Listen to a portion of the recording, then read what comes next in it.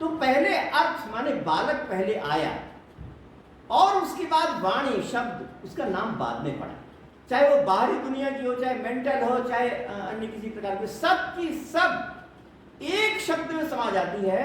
तो उन लोगों ने सांप को पहले देखा।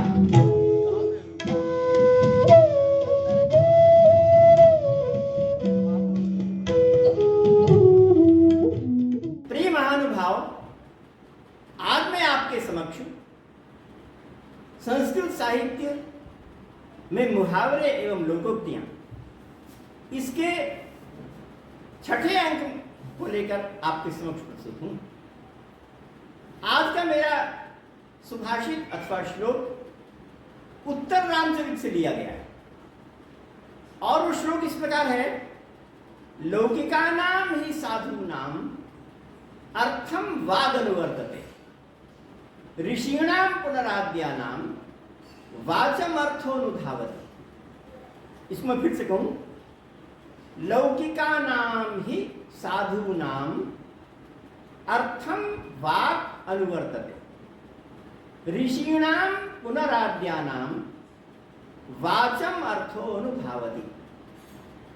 इसका सामान्य सार्थ है कि जो सामान्य पुरुष होते हैं, आम जो जनता होती है, वह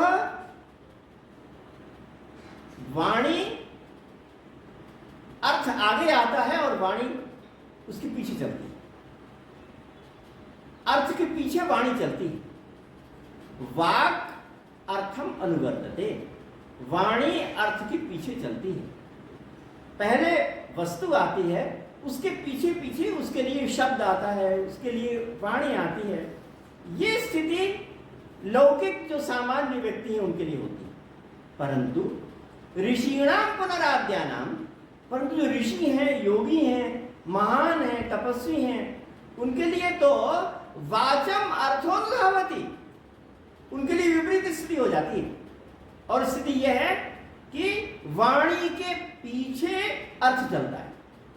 वाणी मतलब शब्द बाद में, उसने शब्द पहले आता है और वाणी उसके पीछे पीछे और अर्थ उसके पीछे पीछे आता है। शब्द पहले आता है और जो अर्थ माने वस्तु है वो उसके पीछे पीछे आता है। इसमें से आपको क्या सही लगता है? सामान्य तो यही सही लगता है कि पहले वस्तु आती है, उसके बाद नामकरण होता है, नाम होता है ना। हमारे धर्मशास्त्रों में कहा है कि जब कोई बालक बच्चा पैदा होता है तो उसके उत्पन्न होने के पश्चात 11वें दिन उसका नाम पड़ता है, बड़े ही उत्साह के साथ और बड़े ही नियम के साथ और न जाने कितने मंत्रों का उपयोग करते हुए नामकरण होता है। तो पहले अर्थ माने बालक पहले आया और उसके बाद वाणी शब्द उसका नाम बाद में पड़ा। वस्तु पहले आती है और नाम बाद में पड़ता है। ये एक सामान्य धारणा है।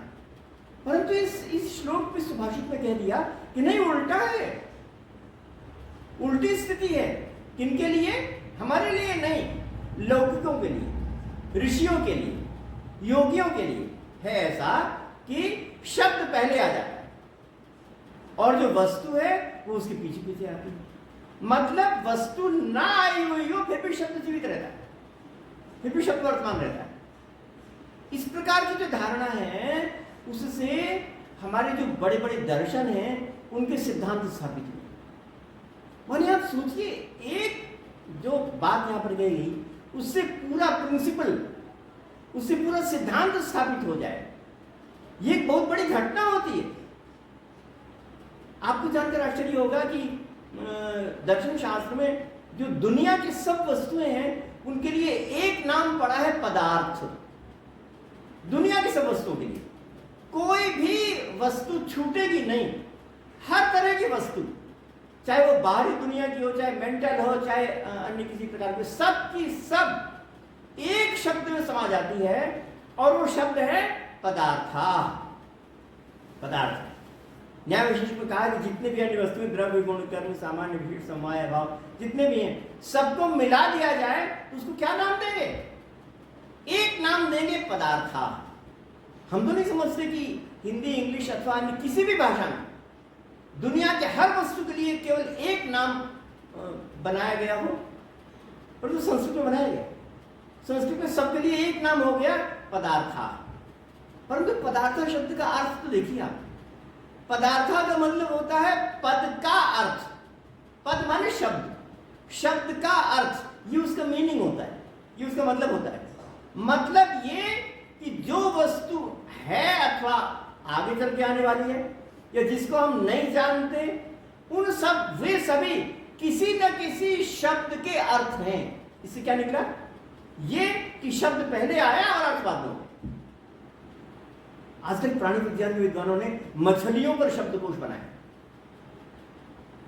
मछलियों पर, सांपों पर शब्दकोश बन गए, इंसाइक्लोपीडिया बन गया है सांपों पर। आप सोचते हैं कितने प्रकार के सांप होंगे, कितने प्रकार की मछलियां होंगी समुद्र में जिनके लिए इंसाइक्लोपीडिया बन गया।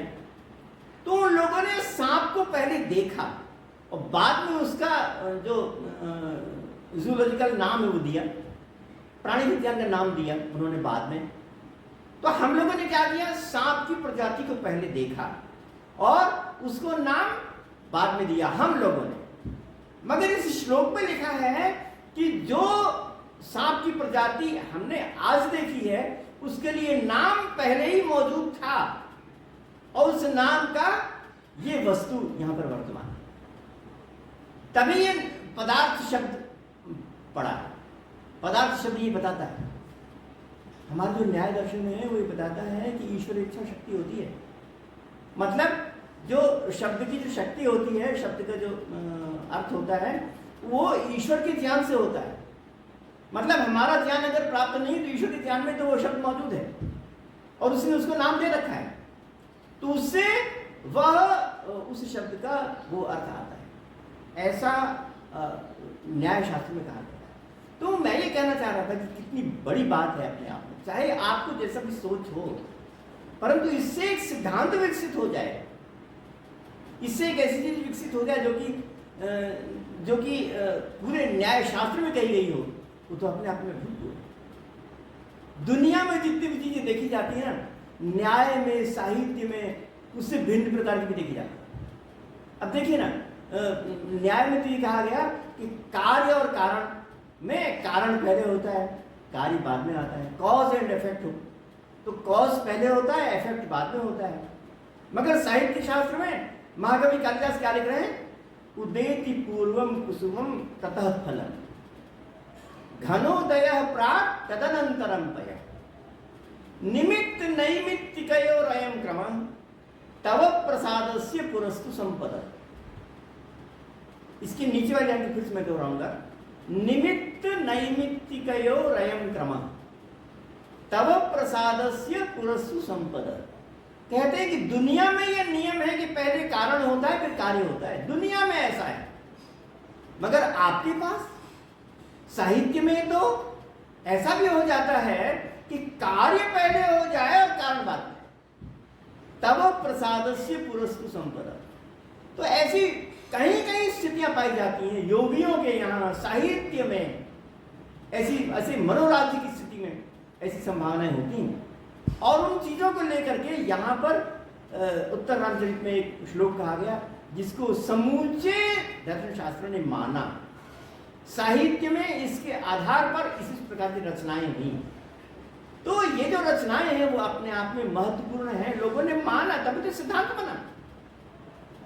तो हम आम आदमी को चाहे जैसा लगता हो, परंतु जो विद्वान है उन्होंने ये मनीषा में यही देखा कि ऐसा होता है, तभी उन्होंने इस प्रकार के सिद्धांत स्थिर किया।